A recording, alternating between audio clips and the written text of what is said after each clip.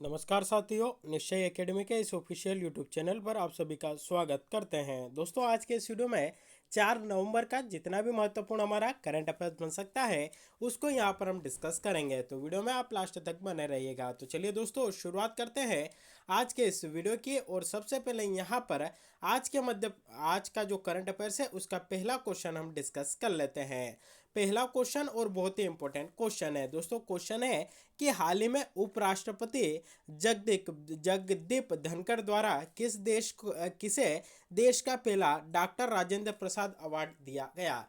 तो दोस्तों, हाल ही में जो है आपके डॉक्टर राजेंद्र प्रसाद अवार्ड की जो है आपकी शुरुआत की गई है। और यह पहला अवार्ड जो है हाल ही में देश के उपराष्ट्रपति है जगदीप धनखड़ जी, उनके द्वारा यह प्रदान किया गया है। तो किसे प्रदान किया गया है वह यहाँ पर हम देख लेते हैं। तो ऑप्शन डी रमेश अरोड़ा यहाँ पर हमारा राइट आंसर बनता है। तो ऑप्शन डी यहाँ पर दोस्तों राइट आंसर बन जाता है। इससे जुड़ी कुछ महत्वपूर्ण जानकारी यहाँ पर हम देख लेते हैं।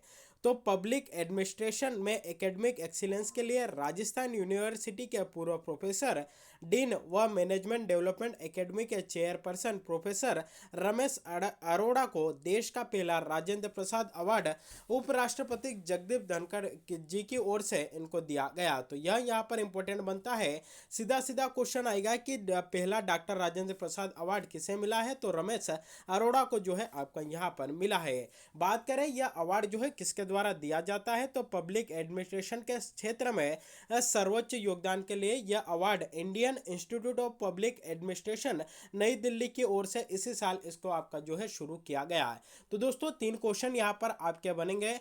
पहला बनेगा कि डॉक्टर राजेंद्र प्रसाद अवार्ड जो है इसकी शुरुआत कब हुई। तो वर्ष 2022 में, यानी कि इसी साल इसके आपकी शुरुआत की गई।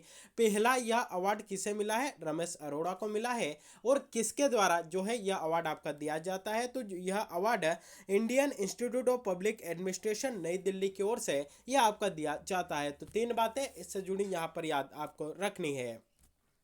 अगला क्वेश्चन है दोस्तों कि 1 नवंबर 2022 को निम्नलिखित में से किसके द्वारा थोक खंड ई रुपीस में डिजिटल रुपए की पायलट परियोजना शुरू की गई है। 4 ऑप्शन है, भारतीय स्टेट बैंक, भारतीय reserve bank, bank of India या बैंक ऑफ बड़ौदा। तो ऑप्शन बी भारतीय रिजर्व बैंक आरबीआई यहाँ पर राइट आंसर बनता है। देख लेते हैं इनसे जुड़ी कुछ महत्वपूर्ण जानकारी।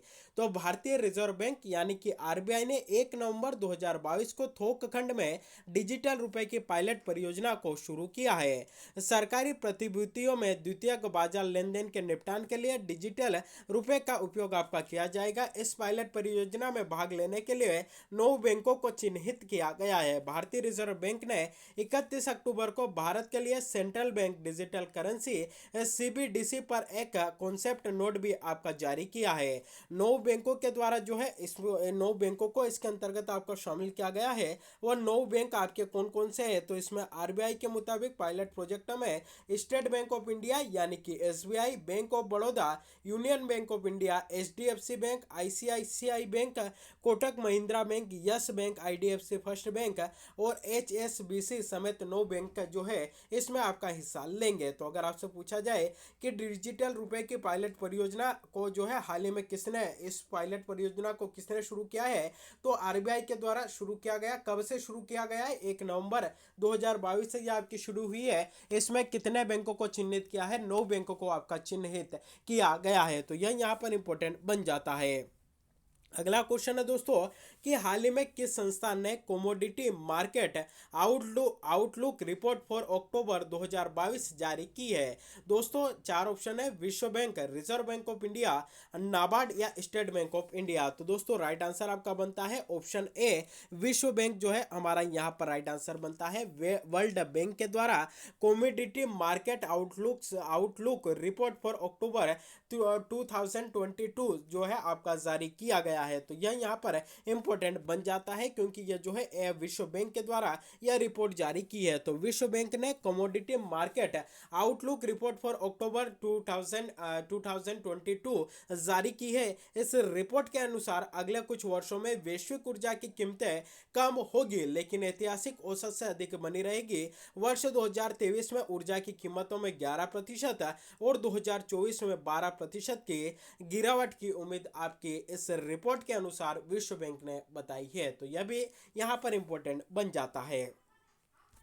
अगला क्वेश्चन दोस्तों यहाँ पर कि हाल ही में किस देश ने यूरोपीय संघ के साथ high level dialogues on migration and mobility की से अध्यक्षता की है? चार ऑप्शन है म्यांमार, भारत, श्रीलंका या रूस। तो दोस्तों राइट आंसर आपका यहाँ पर बनता है ऑप्शन बी, भारत यहाँ पर राइट आंसर बन जाता है। इससे जुड़ी कुछ महत्वपूर्ण जानकारी यहाँ पर हम देख लेते हैं। तो भारत और यूरोपीय संघ ने ब्रुसेल्स में high level dialogue on migration and mobility की सह अध्यक्षता आपकी की है। इस दौरान सुरक्षित, व्यवस्थित और नियमित प्रवास को बढ़ावा देने से संबंधित मुद्दों पर बातचीत हुई है। High level dialogue on migration and mobility में ब्रुसेल्स में यूरोपीय संघ के सदस्य देशों के राजनयिक मिशनों के प्रतिनिधियों ने भाग लिया है, जिन्हें पर्यवेक्षकों के रूप में आमंत्रित किया गया था। तो यह भी यहाँ पर अपने आप में इंपॉर्टेंट बन जाता है।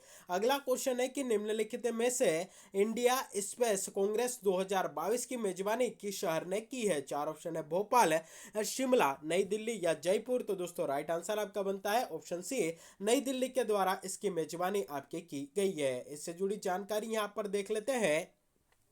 तो सेटकॉम इंडस्ट्री एसोसिएशन यानी कि एसआईए इंडिया ने नई दिल्ली में 3 दिवसीय इंडिया स्पेस कांग्रेस 2022 का आयोजन आपका किया है। इसकी थीम क्या थी? तो leveraging space to power next generation communication and business जो है आपकी इसकी थीम थी। इस कार्यक्रम में 30 देशों के वक्ताओं ने भाग लिया, जिसे भारतीय अंतरिक्ष अनुसंधान संगठन, इसरो, रक्षा मंत्रालय, नीति आयोग और न्यू स्पेस इंडिया लिमिटेड और दूर संचार विभाग का समर्थन इसको प्राप्त रहा है।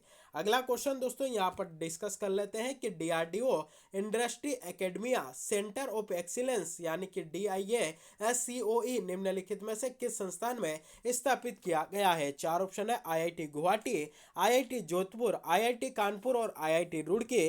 तो दोस्तों राइट आंसर आपका बनता है ऑप्शन डी, IIT रुड़की यहाँ पर राइट आंसर बन जाता है। रक्षा मंत्रालय, भारत सरकार ने भारतीय प्रौद्योगिकी संस्थान रुड़की में DRDO industry academia centre of excellence स्थापित करने की मंजूरी दी है। यह सुविधा डीआरडीओ भारत सरकार ने वित्तीय सहायता जो है यह आपकी प्राप्त करेगी। तो यह इंपॉर्टेंट बनता है, IIT रुड़की में जो है इसको स्थापित आपका किया जाएगा। अगला क्वेश्चन दोस्तों यहाँ पर डिस्कस कर लेते हैं कि केंद्रीय जल संसाधन मंत्रालय ने 1 से 5 नवंबर 2022 तक भारत जल सप्ताह के 7वें संस्करण का आयोजन कर रहा है। तो इस आयोजन का उद्घाटन किसने किया? चार ऑप्शन है द्रौपदी मुर्मू, नरेंद्र मोदी, अमित शाह या राजनाथ सिंह। तो दोस्तों राइट आंसर आपका बनता है ऑप्शन है द्रौपदी मुर्मू के द्वारा इसको जो है इसका उद्घाटन आपका किया गया। इसका आयोजन दोस्तों आपका कहाँ पर हो रहा है? तो इसका आयोजन ग्रेटर नोएडा उत्तर प्रदेश में इसका आयोजन किया जा रहा है। किसने उद्घाटन किया है? तो हमारे भारत की जो राष्ट्रपति है द्रौपदी मुर्मू जी, उनके द्वारा इसका जो है आपका उद्घाटन, इसका शुभारंभ किया गया। और 7वें संस्करण, हाल ही में जो संस्करण आपका आयोजित हुआ है, इसकी थीम क्या थी? तो water security for sustainable development and equity इसकी आपकी थीम रही है। इस थीम पर इसको आयोजित आपका किया गया। अगला क्वेश्चन है दोस्तों कि हाल ही में किस देश ने कोलंबिया को हराकर 2022 फीफा अंडर 17 महिला विश्व कप जीता है? चार ऑप्शन है जापान, भारत, जर्मनी या स्पेन। तो दोस्तों राइट आंसर आपका बनता है स्पेन के द्वारा इसको आपका जीता गया। गत चैंपियन स्पेन ने 30 अक्टूबर को मुंबई के DY पाटिल स्पोर्ट्स स्टेडियम में पहली बार फाइनल में पहुंची और कोलंबिया को 1-0 से हराकर 2022 फीफा अंडर 17 महिला विश्व कप आपका जीता है। स्पेन ने 2018 में अपना पहला खिताब जीता था। स्पेन के विक्की लोपेस को प्लेयर ऑफ द टूर्नामेंट चुना गया। साथ ही यहाँ पर जो है आपका मेजबान भारत अपने तीनों मैच हारकर ग्रुप स्टेज में जगह बनाने में नाकाम रहा। यह टूर्नामेंट का 7वां संस्करण था।